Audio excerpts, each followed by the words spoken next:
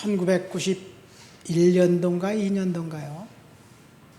아버지가 목회하실 때 베스타라는 승합차를 한 대 산 적이 있었어요. 새 차를 사고 기분이 너무 좋았어요.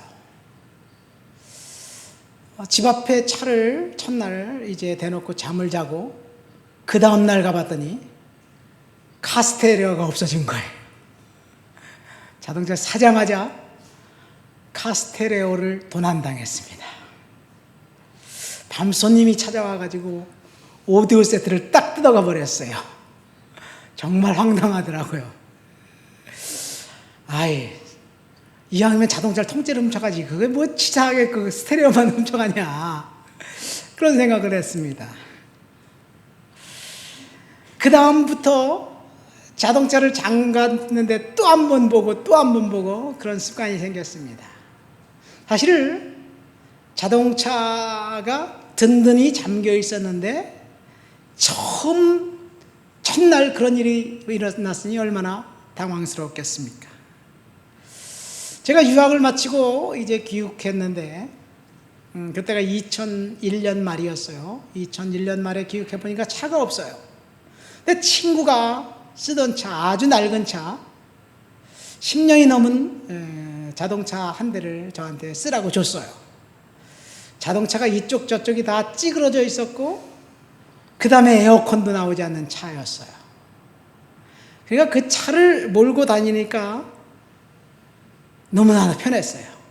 절대로 차문을 잠지 않았습니다. 어떨 때는 가만히 생각해보니까 자동차 키가 집에 없어요. 그래서 차에다 껴놓고 집에 들어온 적도 있었습니다. 한 번은 운전하고 가는데 뒤에서 어떤 택시 운전사가 쾅 하고 내 차를 받았어요. 소리가 얼마나 큰지 나가 보니까 이 택시 운전기사가 쩔쩔매면서 그러고 있더라고요. 그래서 딱 보고 난 다음에 제가 몸 안 다쳤습니까? 저도 안 다쳤는데요. 그냥 가세요. 그랬더니 이 사람이 너무 황당해가지고 미안해갖고 머리를 극적극적거리면서 안 가고 있어요. 그래서 제가 한마디 더 했어요. Next time, no more. 다음번에 한 번 내 차 받는다? 그때는 절대로 용서해주지 않을 겁니다. 가세요. 그리고 보냈습니다. 그럼 뭔가 소유한다는 것, 많이 쌓아놓으면 그 소유물이 우리들에게 기쁨과 즐거움과 행복을 주지만 때로는 그것이 우리를 억누르고 그것이 우리의 마음의 평안을 뺏어갈 때가 있습니다. 귀중품, 희귀한 물건을 득템했다고 생각해 봅시다. 그것을 얻었다는 희열이 잠시 있겠지만 그것을 이제 어떻게 보관해야 될까? 어떻게 잃어버리지 않을까? 그런 고민을 하게 됩니다. 뭔가 소유하게 된다면 그것 때문에 우리가 행복하고 그것 때문에 우리가 편리해야 되지만 때로는 반대일 경우도 있습니다. 사람들이 반려동물을 키우지요. 애완동물을 키웁니다. 왜 그래요? 애완동물이 기쁨과 즐거움과 행복을 주기 때문에 그렇습니다.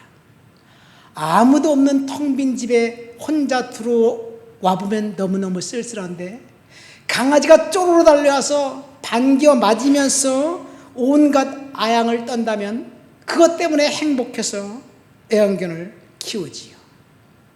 그런데 애완견의 눈치를 보면서 키운다면 계속 키우겠습니까? 저희 집에서 아이들이 고양이에서 고양이를 한때 키운 적이 있어요. 제가 키우다 보니까 아이들이 다짐을 했죠. 고양이의 모든 것들을 스스로 아이들이 책임진다고 해서 키웠습니다. 근데 나중에 알고 보니까 모든 잡다한 일은 다 제가 해야만 했습니다. 그러다가 제가 재치가 나고 콧물이 나서 가봤더니 고양이 털 알러지가 생긴 거예요. 그리고 어떤 일이 있어서 이제 포천 농장에 잠시 고양이를 맡겨놨는데 이 고양이란 놈이 도망가 버렸어요. 길고양이가 되어버렸습니다. 그 이후에 다시는 애완 고양이를 키울 기회가 없었습니다. 사람들이 뭔가 소유한다는 것은 그것을 통해서 행복과 즐거움을 느끼고 그리고 품위를 유지할 수 있는 이유인데 소유에 대한 집착이 너무 커서 결국 그것에 대해서 노예가 된다면 그것이 바로 우상입니다. 오늘은 자족하는 마음과 품위 유지라는 제목으로 디모데에게 주신 첫 번째 편지를 통해서 저와 여러분들에게 은혜를 나누기를 원합니다. 많은 사람들에게 만족하십니까? 라고 물어보면 어떻게 대답할까요? 여러분들에게 만족하세요? 그렇게 물어본다면 만족하니? 사람들은 대부분 고개를 절레절레 흔들면서 만족하지 못합니다. 아마 95% 이상 사람들이 그렇게 대답할 거예요. 개중엔 행복합니다, 만족합니다 그렇게 말하는 사람이 한두 명 있긴 있습니다. 자, 왜 만족하지 못할까? 그 이유를 생각해 보니까 두 가지가 있는 것 같습니다. 첫 번째, 나에게 큰 꿈과 비전이 있는데 그 큰 꿈과 비전을 아직 이루지 못했기 때문에 나는 만족할 수가 없습니다. 여기에서 불만족은 사실 긍정적인 부분입니다. 불만족의 순기능입니다. 비전과 꿈을 이루지 못해서 만족하지 못하기 때문에 사람들은 비전과 꿈을 이루기 위해서 열심히 노력합니다. 인간이 과학기술로 이제 그 달나라와 화성까지 갔다 왔잖아요. 유인 그 우주선을 보냈습니다. 그 이유는 인간이 끊임없이 도전했기 때문에 그렇습니다. 실패할 때마다 그것이 사람들로 하여금 도전에 대한 그 동인이 생겨서 결국은 이상과 꿈을 실현하게 됩니다. 그러니까 불만족은 꿈을 성취할 수 있는 도구가 되기도 합니다. 그러니까 불만족은 나쁜 게 아니에요. 그 경우는 좋은 것이지요. 그러나 사람들이 만족하지 못하는 이유, 불만족의 이유의 90% 이상은 사실은 그런 게 아니에요. 사람의 탐욕은 소유하면 소유할수록 더 많은 것, 더 좋은 것을 원하게 되어 있습니다. 그래서 전도서 기자가 이렇게 말합니다. 은을 사랑하는 자는 은으로 만족하지 못하고 풍요를 사랑하는 자는 소득으로 만족하지 못한다. 그래서 헛되다. 아무리 좋은 것을 소유한다 할지라도 그것이 우리들에게 만족을 줄 수 없습니다. 여러분 잘 아는 황금알을 낳는 거위라는 동화가 있지 않습니까? 다 아는 내용입니다. 옛날 어느 가난한 농부가 이제 거위를 기르고 있었어요. 근데 거위가 알을 낳는데 그 알이 좀 이상했어요. 번쩍번쩍 빛나는 황금 같은 알이었어요. 그래서 고개를 갸우뚱거리면서 그 알을 보니까 진짜 황금 알이었습니다. 진짜 순금이었습니다. 농부는 자신의 행운을 믿을 수가 없었습니다. 그래서 다음날 아침에 또 가봤더니 황금알을 하나 더 낳은 거예요. 그래서 매일 황금알을 낳는 것을 기대하게 되었습니다. 농부는 굉장히 부자가 되었습니다. 매일매일 하나씩 낳는 황금알을 더 이상 기다릴 수가 없었습니다. 몽땅 한꺼번에 다 낳게 하면 어떨까? 그래서 거위를 죽이고 배를 갈라 알을 꺼내려고 했습니다. 근데 거위 뱃속에는 황금알이 하나도 없었습니다. 이 동화니까 이런 말이 있지요. 동화니까 그 농부가 거의 배를 가르겠지. 여러분들 배를 가르겠습니까?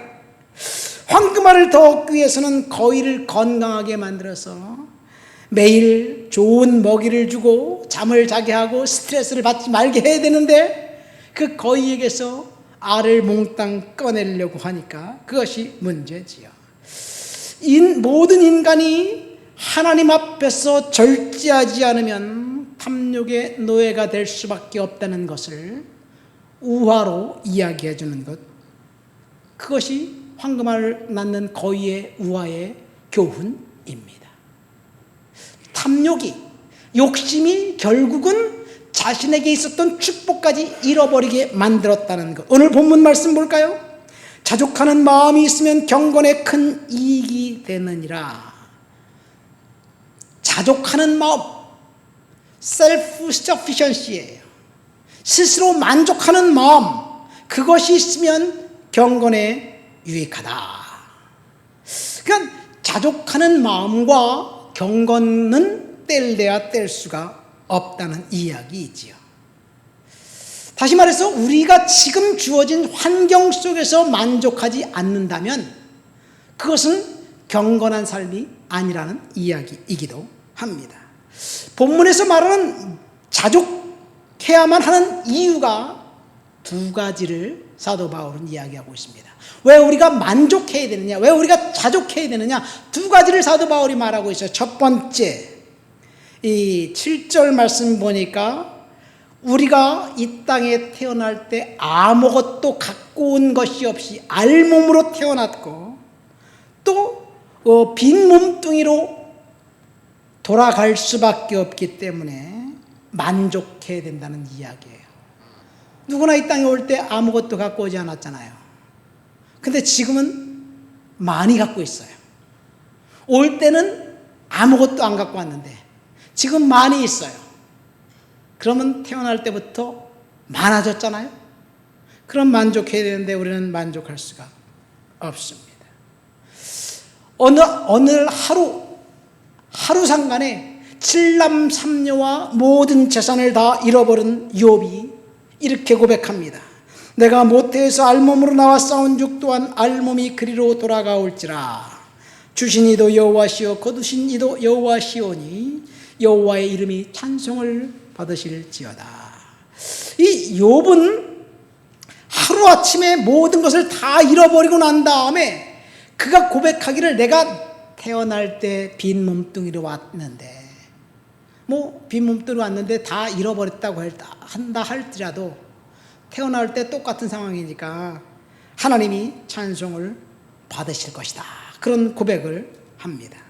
여러분, 솔로몬이 전도서에서 이렇게 이야기합니다. 그가 모태에서 벌거벗고 나왔은지 그가 나온 대로 돌아가고 수고하여 얻은 것을 아무것도 자기 손에 가지고 가지 못하리라. 이 땅에 빈손으로 왔다가 빈손으로 가는 거예요. 공수의 공수거입니다. 그래서 우리는 만족해야 되는데 우리는 만족할 수가 없어요. 사실은 빈몸으로 왔다 빈손으로 간다, 공술의 공수거다, 옛날에는 맞았지만 오늘날은 틀리더라고요. 보니까. 왜요? 입에 숟가락을 물고 나오잖아요. 금숟가락 물고 나온 사람하고 흙숟가락 물고 나온 사람하고 어떻게 다르겠느냐. 성경 말씀이 틀린 거 아니냐. 옛날에는 맞았는데 요즘은 틀린 것 같아요. 여러분, 금수저를 입에 물고 나온 사람, 흙수저를 물고 나온 사람, 나올 때부터 조건이 다릅니다. 태어날 때부터 달라요. 남북한을 비교해 볼까요? 동일한 땅, 동일한 민족, 동일한 역사, 동일한 언어, 동일한 아픔을 갖고 있지만 어떤 사람은 북쪽에서 태어나가지고 쓰레기를 보내고요. 어떤 사람은 남쪽에서 태어났으니까 북쪽에다가 달러도 보내고 임영웅 노래도 보내고 좋은 걸 보내잖아요. 쌀도 보내고 막 보내잖아요. 우리는. 태어날 때 똑같이 태어난 것 같지만 다르다. 제 아이들은 태어날 때 국적 하나를 더 가졌어요. 그러니까 여러분, 이런 것들은 사실 개인의 선택이 아닙니다. 운명적으로 주어진 거예요.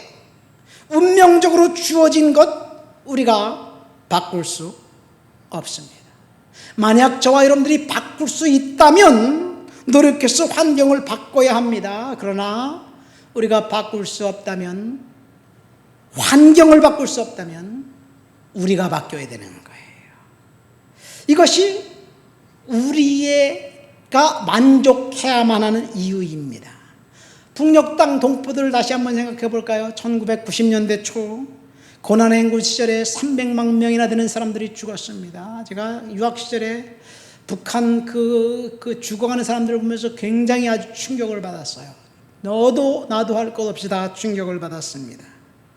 얼마나 많은 사람들이 굶어 죽어간지 꽃잡이가 되어서 이리저리 방황하다가 중국을 통해서 탈출해서 온갖 고생을 해서 남한 땅에 정착하면 남한 땅에서 돈도 주고 집도 주고 정착할 수 있도록 해줘요.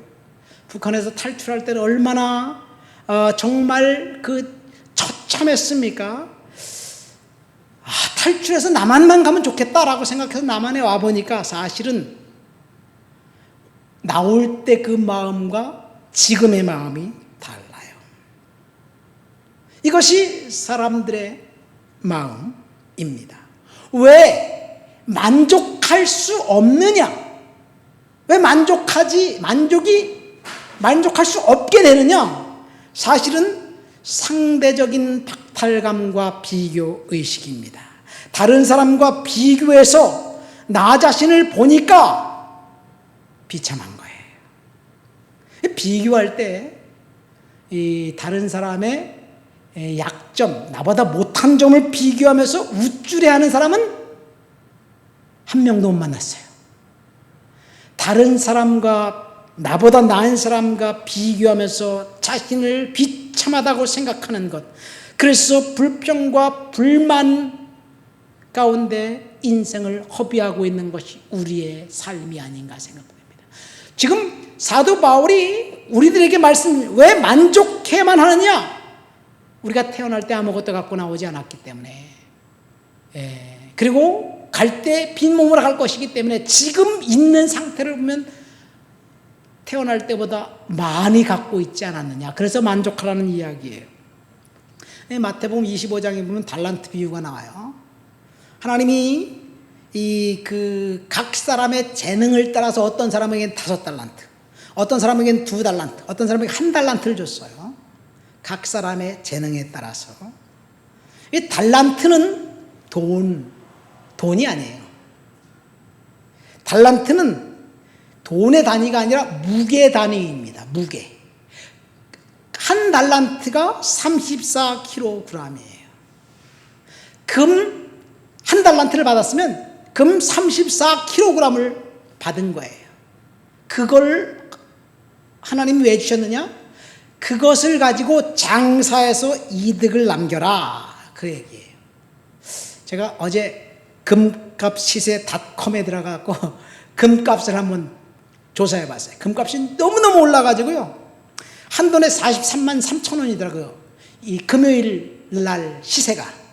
그러니까 금 1달란트를 받은 사람에게 비즈니스하라고 사업 자금으로 39억 2,600만 원을 준 거야. 39억 2,600만 원을 주고 사업해 보세요. 그러면 그 돈 가지고 사업할 수 있잖아요. 근데 그 사람은 그 돈을 땅속에 파묻어 버렸어요. 그 막대한 돈을, 우리 장로님에게 그 돈을 주면 장로님 진짜 열심히 사업할 텐데.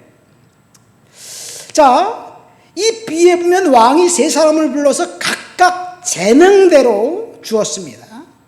그리고 장사해서 사업해서 이득을 남기라고 분명히 말씀하셨고 사업 미천원을 주신 거예요. 근데 그 1달란트 받은 사람 39억 2,600만 원을 받았는데 그 액수가 작은 액수가 아닌데 기분이 나빴어요.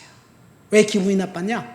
나에게 준 39억 2,600만 원을 봐야 되는데 옆 사람을 보니까 그 사람에게는 80억을 줬네.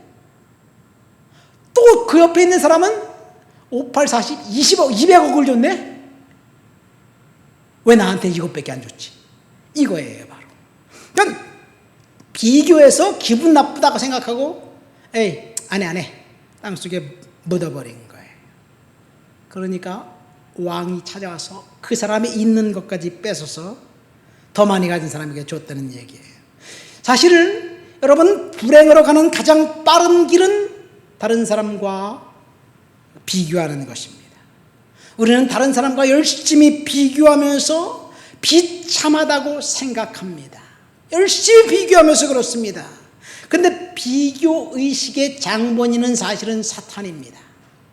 사탄이 하나님이 준 아름다운 그 모습을 가지고 하나님을 찬송해야 될 천사장 루시퍼가 자신의 아름답고 지혜로운 모습을 보고 거기에 만족해서 사명을 감당해야 했는데, 그는 가장 높은 구름 위에 올라가 지극히 높은 자와 비기리라 이야기하면서 하나님과 자기를 비교하면서 타락했습니다. 그리고 천사들의 3분의 1을 데리고 하나님을 배반했습니다. 이것이 사탄이에요. 그는 아담과 이브에게 비교의식을 심어주었습니다. 그 후로 인간은 열심히 비교하면서 자기 자신을 비참하다고 생각하는 거예요. 다른 사람이 가진 것을 보면 금방 우울해집니다. 다른 사람은 왜 저렇게 예쁘게 잘생겼는데 왜 나는 이 모양이지? 다른 사람은 금숟가락을 입에 물고 태어났는데 왜 나는 흙수저지? 비교하면서 자신을 끊임없이 비참하다고 생각하기 때문에 우리는 만족할 수 없습니다. 다른 집 남편하고 비교해 보세요. 그 남편 훌륭할 것 같아요? 아닙니다.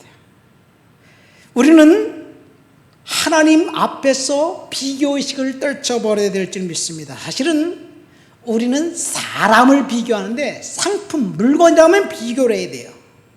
비교해서 좋은 물건을 싸게 사려는 것 괜찮아요.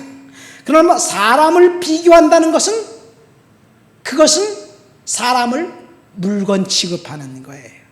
사람은 사랑의 대상이고 인정해주고 격려해주고 존중해주고 지지해주어야 할 대상이지, 비교해서 끊임없이 자신을 비참하게 생각하는 것, 그것은 하나님 앞에 범죄한 이야기예요.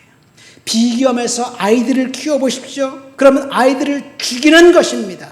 결코 우리는 자녀들을 비교할 것이 아니라 있는 그대로 칭찬해 주면서 아이들을 혹시 마음에 안 든다 할지라도 칭찬해 주고 다음번엔 더 잘할 수 있을 거야 격려해 주면서 아이들을 키운다면 아이들이 하나님이 주신 달란트를 충분히 발휘해서 훌륭한 하나님의 사람으로 성장하게 될 줄 믿습니다. 두 번째로 오늘 본문에 보면 이 만족해야 될 이유가 8절에 나와 있습니다. 8절에 뭐라고 기록되어 있나요? 우리 한번 읽어볼까요? 8절입니다. 우리가 먹을 것과 입을 것이 있은즉 족한 줄로 알 것이니라. 이 말씀도 틀렸어요. 먹을 것과 입을 것이 있으면 만족해라. 요즘 사람들은요, 우리가 사람이 짐승입니까? 먹는 것 가지고 만족하라고요? 만족이 안 되는데요. 사람이 먹고만 삽니까? 어떻게? 품위를 유지하면서 살아야죠. 이렇게 생각합니다. 이 현대인들의 대답은 그거예요. 먹고 사는 것, 그것이 해결된 선진국에 살고 있는 사람들은 먹고 사는 문제보다 더 중요한 것은 품위를 유지하면서 살아야 되지 않을까, 그런 대답입니다. 그러니까 잘 사는 나라에 사는 사람들, 선진국에 사는 사람들이 상대적으로 못 사는 후진국에 사는 사람들보다 더 불만족하고 그리고 더 비참하게 살아갑니다. 왜 그러냐면요, 이것도 비교하기 때문에 그렇습니다. 하나님의 말씀에 지배받지 않는 사람들, 자신이 원하는 만큼 돈을 갖고 있고 쓸 만큼의 재화가 있음에도 불구하고 사람들은 더 높은 욕망의 노예가 되어서 결코 만족할 수 없습니다. 왜 그래요? 사탄이 지배하는 세상에 우리가 살고 있기 때문에 그렇습니다. 우리가 잘 아는 록펠러라는 사람 이야기 알잖아요. 록펠러가 언제 태어났느냐? 1839년도에 태어나서 1937년도에 죽었어요. 1837년도면 언제인지 우리는 감이 안 와요. 그렇죠? 그가 50대 때 1897년도, 1890년대예요. 1890년대 우리나라 이제 1897년도에 선교사 알렌이 한국에 들어왔어요. 그러니까 막 이제 미국 선교사들이 한국에 들어올 때 우리나라 고종 황제 때예요. 록펠러가 일주일에 $100만 벌었습니다. 그때 일주일에 $100만 상상이 안 되는 금액 돈이에요. 오늘날 환율로 계산하면 상상이 안 됩니다. 신문 기자가 그에게 찾아와서 그에게 묻죠. 얼마나 더 벌어야지 만족하시겠습니까? 그러니까 그 사람의 대답은 조금만 더, a little bit more, 조금만 더 벌면 만족할 것이다. 그렇게 이야기했습니다. 그 많은 돈, 천문학적인 돈을 갖고 있어도 그는 만족할 수가 없었습니다. 그런데 사실은 그는 나중에 그 돈을 가지고 장학재단을 만들고 세계 선교와 구제 사역, 사회복지 사업에 열심히 자기 돈을 투자해서 다 쓰고 주님 앞에 갔어요. 제가 중요한 것은 사람들은 지금 갖고 있는 그것에 만족하지 못하는 것입니다. 권력은 어떤가요? 권력도 마찬가지예요. 아무리 높은 자리에 앉은다 해도 사람들은 결코 만족할 수 없습니다. 대통령이 되면 장기 집권하려고 해요. 그것이 사람의 그 마음입니다. 왜 인간이 그토록 권력에 집착합니까? 그 이유는 권력이 자신의 존재 가치를 높여준다고 생각하기 때문에 그렇습니다. 높은 자리에 있는 것 그 자체가 대단한 사람이라는 증거라고 착각하게 만들기 때문입니다. 한치 앞을 내다볼 수 없는 인간의 모습, 권력을 잡고 그 권력을 휘두르는 것으로 희열을 느끼고, 그렇기 때문에 권력을 잡으려고 하지만 권력을 잡는다 해도 결코 만족하지 못해요. 왜? 빼앗길까 봐. 탤런트들, 가수들, 이제 그 인기를 누리고 있는 그 사람들이 왜 고민하고 갈등하고 그리고 자살합니까? 자기가 누리는 인기를 어느 순간 누구에게 빼앗길까 봐 그것이 조바심 나게 만들고 결국은 우울증에 빠지게 만들고 마약에 손을 대게 만드는 거예요. 자기가 지금 최상의 자리에 앉아 있다면 그것 때문에 행복해야 되는데 빼앗길까 봐 조바심을 내면서 사는 것이 인간의 모습입니다. 이 권력을 향한 강력한 의지가 인간의 기본적인 욕구라고 이제 니체가 말했습니다. 그래서 사람들이 권력을 잡기 위해서 도덕관념도 없이 무조건 성공을 향해 질주합니다. 그러니까 나폴레옹과 히틀러 같은 사람이 생기는 거예요. 그래서 권력을 갖고 있어도 결코 만족할 수 없습니다. 오늘 우리는 이 자족하는 마음과 품위 유지라는 제목으로 설교를 듣고 있습니다. 사람들은 돈과 권력이 있으면 그것이 축복이고 그것이 안정된 삶, 행복된 삶으로 인도할 것이라고 생각하지만 사실은 사람들의 행동은 그 반대입니다. 그래서 오늘 본문 9절 10절 말씀에 사도 바울이 이렇게 말하고 있어요. 우리 다 같이 9절 10절 말씀 한번 읽어볼까요? 부하려 하는 자들은 시험과 올무와 여러 가지 어리석고 해로운 욕심에 떨어지나니 곧 사람으로 파멸과 멸망에 빠지게 하는 것이라. 돈을 사랑함이 일만하게 뿌리가 되나니 이것을 탐내는 자들은 미혹을 받아 믿음에서 떠나 많은 근심으로써 자기를 찔렀도다. 이 말씀을 보면 언뜻 부자들에 대한 경고로 잘못 해석할 수 있습니다. 사실 성경은 부자들에게 대해서 이중잣대를 가지고 질타했습니다. 첫 번째, 예수님이 부자가 천국에 들어가기가 약대가 바늘기로 들어가는 것보다 더 어렵다. 약대가 바늘기로 들어가는 것이 부자가 천국에 들어가는 것보다 더 쉽다라고 말씀하셨어요. 그런 일이 있을 수 있을까요? 어떻게 약대가 바늘기로 들어갑니까? 결코 들어갈 수 없어요. 그런데 그것이 부자가 천국 가는 것보다 더 쉽대요. 예수님의 이 경고는 탐욕을 가진 부자가 더 큰 탐욕을 품고 하나님이 허락하신 부에 대한 사회적 책임을 다하지 않는 사람들에 대한 날카로운 비수와 같은 경고입니다. 그러니까 예수님 당시 부자들은 서민들의 피와 땀을 빨아먹는 흡혈귀와 같은 사람들이었기 때문에 그래요.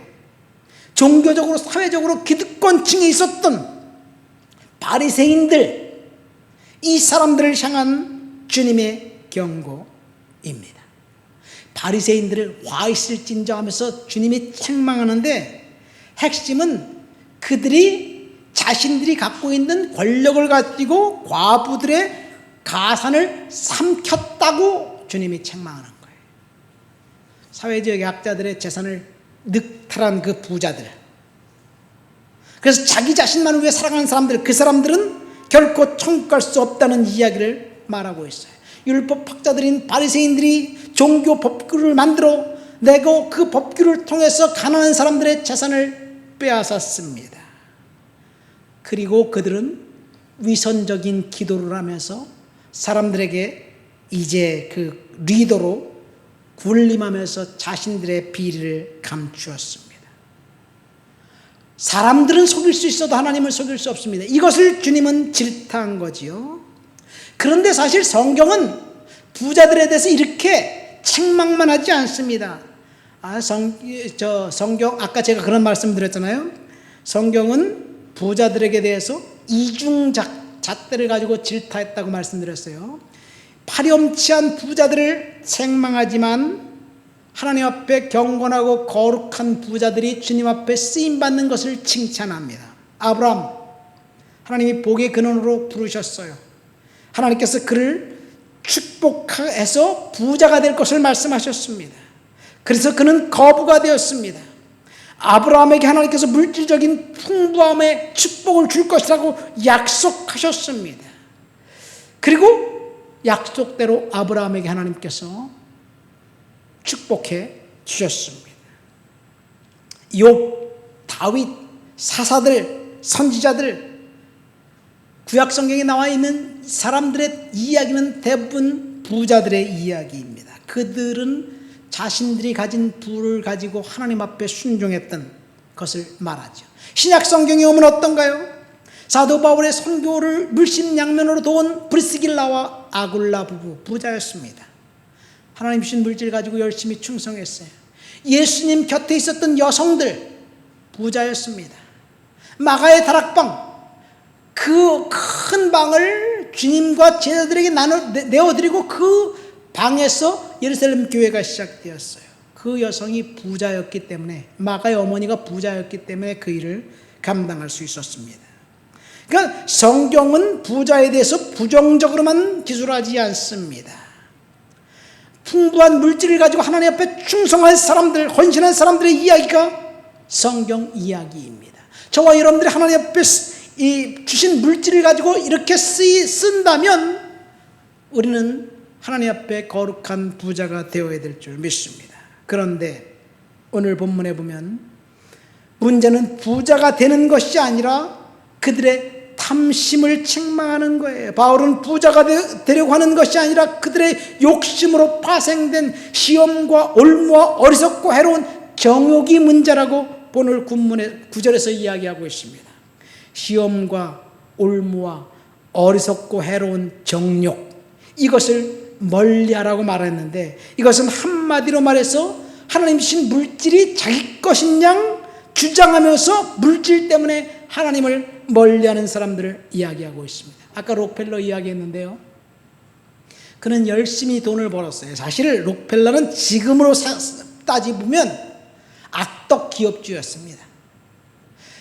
자신의 사업상 라이벌을 결코 허용하지 않았어요. 다 죽여버렸어요. 혼자 독식했습니다. 그래서 미국에서 록펠러 때문에 생긴 법이 반독점법이에요.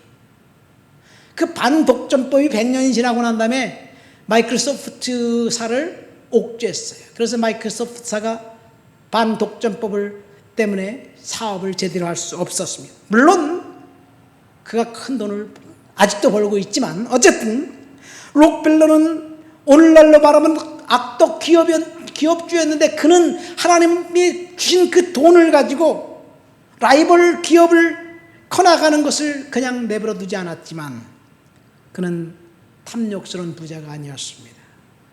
결국 록펠러 재단을 만들어서 지금까지 그 재단에 그 돈 가지고 수많은 사람들을 돕고 있습니다.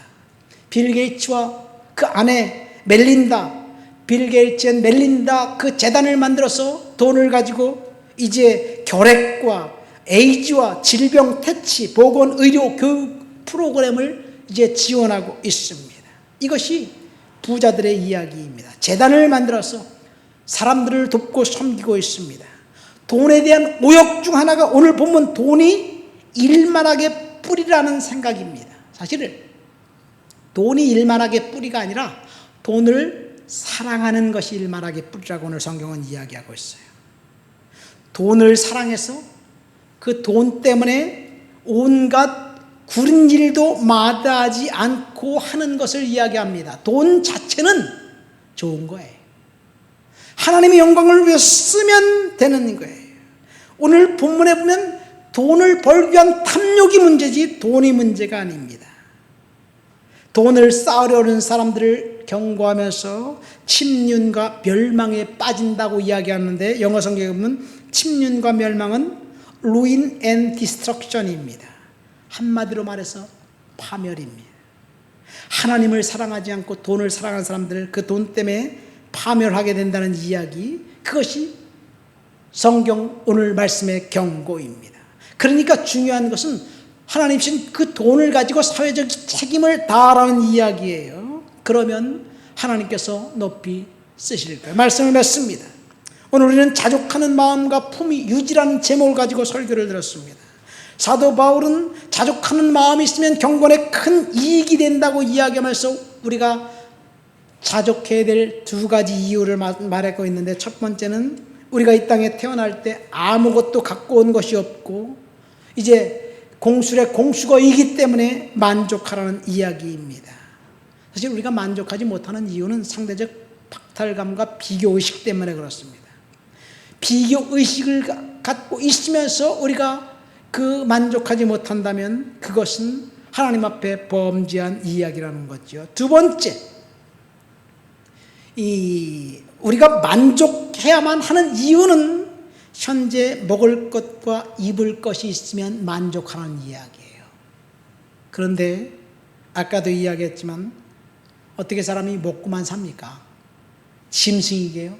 우리는 품위를 유지해야 한다고 현대 사람들은 생각합니다. 그러면 품위 유지한다는 것이 무엇을 말하는 것일까요? 사람들은 품위 유지를 오해를 해요. 이 품위 유지는 명품으로 시감고 좋은 집에 살고 좋은 차를 타고 최고급 호텔에서 최상의 식재로 만든 음식을 먹는다면 그것이 품위 유지라고 생각합니다. 품위를 유지하기 위해서 해외여행도 다녀야 되고 품위를 유지하기 위해서 최고급의 물건을 사서 써야 된다고 생각합니다. 싸구려 물건을 쓰면 품위 유지가 아니라고 생각하는 거예요. 과연 품위 유지가 그런 것일까요? 사실 품위 유지가 그런 것이라면 그것은 품위 유지가 아니라 사치입니다. 오늘 본문에 보면 하나님이 품위 유지가 무엇인지 분명하고 명확하게 이야기해 주고 있습니다. 본문 17절, 18절 말씀을 읽어볼까요? 성경에서 말하는 품위 유지가 무엇인지 한번 봅시다. 내가 이 세대에서 부한 자들을 명하여 마음을 높이지 말고 정함이 없는 재물에 소망을 두지 말고 오직 우리에게 모든 것을 후히 주사 누리게 하시는 하나님께 두며 선을 행하고 선한 사업을 많이 하고 나누어 주기를 좋아하며 너그러운 자가 되라. 여러분, 품위 유지는 정함이 없는 재물에 소망을 두지 않고 하나님께 소망을 두는 사람, 그래서 선을 행하고 선한 사업을 하고 나눠주는 너그러운 삶을 살아가는 것이 품위 유지라는 이야기예요. 하나님이 저와 여러분들에게 주신 재능과 물질과 하나님이 저와 여러분들에게 주신 시간을 가지고 다른 사람을 섬기며 산다면 그것이 품위 유지입니다. 품위 유지와 사치는 근본적으로 다릅니다. 사치하면서 그것이 품위 유지라고 착각하는 것, 그것이 오늘날의 병폐가 아닌가 생각됩니다. 하나님이 주신 물질을 가지고 섬기며 나눠주는 삶을 사는 것, 그것이 품위 유지입니다. 우리 나눠주는 삶, 품위 유지를 하는 삶을 살게 되시기를, 저와 여러분들이 그런 삶을 살게 되시기를 예수님의 이름으로 축원드립니다. 우리 다 같이 말씀을 생각하며 통성으로 기도합니다. 하나님, 우리의 소망을 물질에 두지 않고 하나님께 두고 나눠주는 삶을 살아갈 수 있도록 주여 도와주옵소서. 기도합니다. 하나님 아버지, 감사합니다. 오늘도 주님 앞에 나와 주를 높여드리고 주를 찬양하고 주를 예배합니다. 성령의 능력과 충만과 거룩한 역사로 사로잡아 주시옵소서. 정함이 없는 물질을, 그 물질에 우리의 영혼을 빼앗기지 않도록 주여 도와주시옵소서. 물질을 가지고 주님 앞에 넉넉히 나눠주는 삶을 살아갈 수 있도록 주여 도와주시옵소서. 주님을 높여드리고 주를 찬양하고 주를 예배합니다. 예수님의 이름으로 기도합니다. 아멘.